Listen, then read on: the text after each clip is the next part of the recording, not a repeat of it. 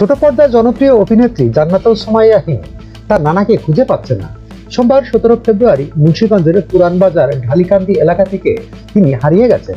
বিষয়টি নিশ্চিত করেছেন তিনি নিজেই। নানাকে খুঁজে পেতে তিনি সামাজিক যোগাযোগ মাধ্যমেও একটি পোস্ট দিয়েছেন।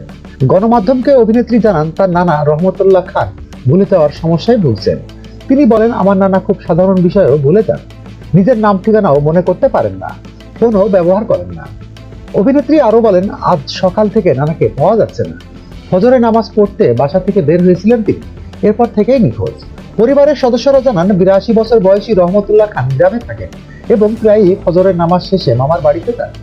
প্রথমে ধারণা করা হয়েছিল আজও তিনি সেখানে গেছেন, পরে খোঁজ খবর নিয়ে জানা যায় তিনি সেখানে যাননি। এরপরই চারিদিকে খোঁজাখুঁজি শুরু হয়। ইতিমধ্যে নানাকে খুঁজে পেতে স্থানীয়ভাবে মাইকিং করা হয়েছে এবং থানায় যোগাযোগ করা হয়েছে বলে জানান তিনি। ASBD 24 সত্য প্রকাশে প্রতিশ্রুতিবদ্ধ। চ্যানেলটি সাবস্ক্রাইব করুন।